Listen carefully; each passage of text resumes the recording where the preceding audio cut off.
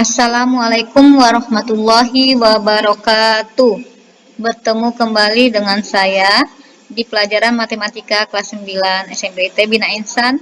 Bangun ruang sisi lengkung yang hari ini kita khusus belajar tentang kerucut.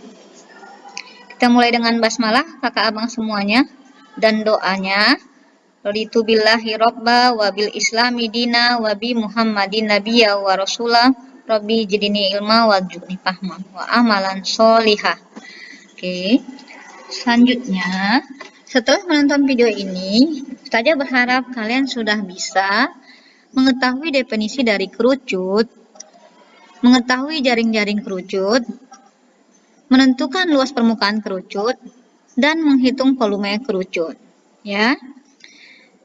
Bangun kerucut ini apa sih artinya? Bangun kerucut artinya adalah bangun ruang sisi lengkung yang dibatasi oleh bidang sisi alas berbentuk lingkaran dan bidang sisi lain berbentuk juring. Bidang sisi lain ini disebut juga dengan selimut kerucut ya. Oke, ini adalah gambar-gambar benda-benda yang berbentuk kerucut di sekitar kita. Ya, jadi semua yang Ustazah gambarkan, yang Ustazah tampilkan di sini, semuanya alasnya berbentuk lingkaran dan selimutnya berbentuk juring. Oke, selanjutnya supaya lebih memahami dari pelajaran, kamu akan saja terangkan tentang sifat-sifat kerucut. Satu, kerucut ini mempunyai sebuah alas yang bentuknya lingkaran. Kedua, mempunyai titik puncak di bagian atas. Ya, titik puncak ini juga disebut dengan titik sudut. Tiga, memiliki selimut yang berbentuk lengkung. Ya, selimutnya berbentuk lengkung, maka dia merupakan sebuah bangun ruang sisi lengkung. Jadi kekhasan dari kerucut ini adalah dia memiliki titik sudut. Jadi bangun ruang sisi lengkung yang memiliki titik sudut adalah kerucut. Lanjut, unsur-unsur dari kerucut. Apa saja sih unsur-unsur kerucutnya? Perhatikan gambar kanan supaya kamu bisa terbantu untuk mengetahui dari unsur-unsur kerucut ini. Satu, terdapat satu titik puncak atau titik sudut, yaitu pada gambar ini disebut dengan C. Ya. Kedua, memiliki satu rusuk. Rusuk itu ada penghubung dari alas dengan selimut. Ya. Jadi dia di sini rusuknya berbentuk lengkung ya. Tiga, memiliki dua bidang sisi. Dia hanya memiliki dua bidang sisi, yaitu apa? Alas dan selimut. Ya.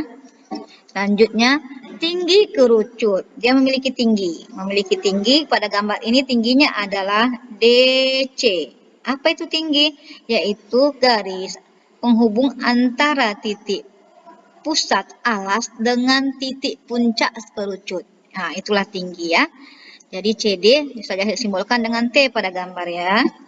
Keempat, jari-jari. Dia memiliki jari-jari. Pada gambar ini jari-jarinya adalah AD dan BD ya. Itu jari-jari alas. Selanjutnya, memiliki garis pelukis. Nah, ini tidak terdapat pada tabung. Memiliki garis pelukis, yaitu apa garis pelukis? Jarak garis atau jarak pembatas luas lingkaran ke titik puncak. Jadi sebenarnya garis pelukisnya banyak sekali ya. Bila kita tarik dari sisi-sisi selimut ini ke puncak ke alas itu akan terdapat banyak garis pelukis yang panjangnya sama. Oke, saya simbolkan dengan huruf S.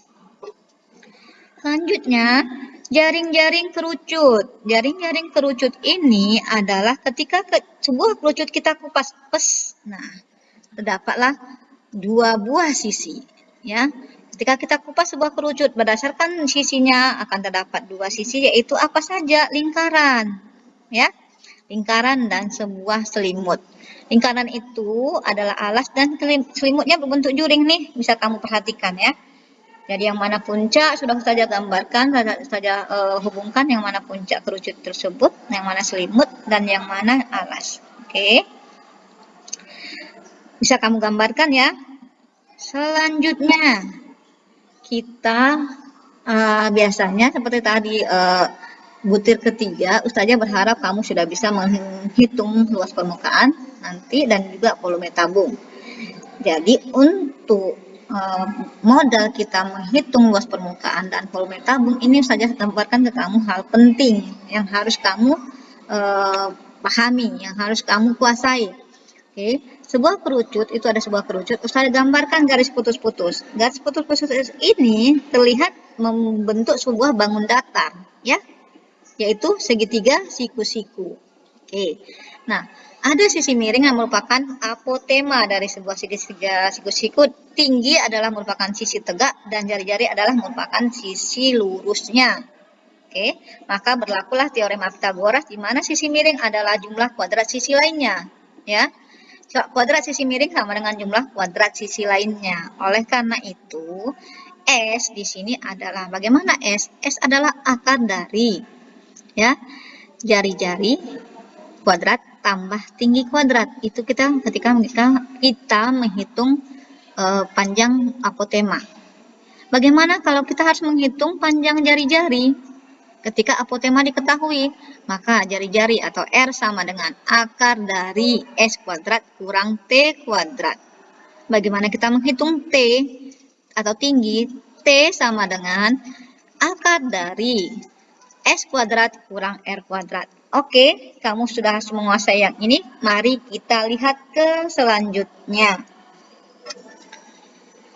Luas permukaan dan volume kerucut. Oke, kita akan harus menguasai yang dua ini, luas permukaan dan volume kerucut. Luas permukaan, bagaimana kita menghitung luas permukaan? Menghitung luas permukaan adalah menghitung luas juring tambah luas lingkaran. Atau menghitung luas lingkaran tambah luas juring. Oke, jadi luas lingkaran seperti yang kamu ketahui itu adalah pi R kuadrat. Dan luas juring atau selimut itu adalah pi RS, ya. Jadi pi R kuadrat tambah pi RS. Maka kita faktorisasi yuk, kita faktorisasi. Luas itu sama dengan pi R, sama-sama memiliki pi R, kita keluarkan pi R. Maka apa yang kurang? R tambah S. Maka luas permukaan sebuah kerucut adalah pi R kali R tambah S, ya. Selanjutnya bagaimana kita menghitung volume kerucut? Volume kerucut itu adalah sepertiga dari volume tabung. Kamu kemarin sudah hafal betul dengan volume tabung, ya. Volume tabung itu adalah luas alas kali tinggi, ya, pi R kuadrat T. Maka volume kerucut adalah pi R kuadrat T per 3, ya. Nanti kita bisa menguji ini, ya. Bagaimanakah sebuah tabung yang memiliki jari-jari dan tinggi yang sama dengan sebuah kerucut? Apakah benar bahwa volume kerucut ini adalah sepertiga dari volume tabung? Yuk, setelah ini, untuk perhitungan berikutnya, untuk menerapkan rumus ini, kita akan pelajari di minggu-minggu selanjutnya. Dan, yang apa yang Ustazah sampaikan hari ini, Ustazah harap kamu bisa menjawab pertanyaan tugas berikut di buku latihan yang insya Allah harus kamu kumpulkan ketika nanti pengumpulan tugas. Ini dia tugas-tugas yang harus kamu kerjakan. Ya, kakak abang kamu kerjakan di buku latihan. Insya Allah nanti akan kamu kumpulkan kepada Ustazah yang akan Ustazah koreksi. Ya, demikian hari ini pembelajaran kita. Yuk kita tutup dengan hamdalah. Alhamdulillahirabbil alamin. Assalamualaikum warahmatullahi wabarakatuh.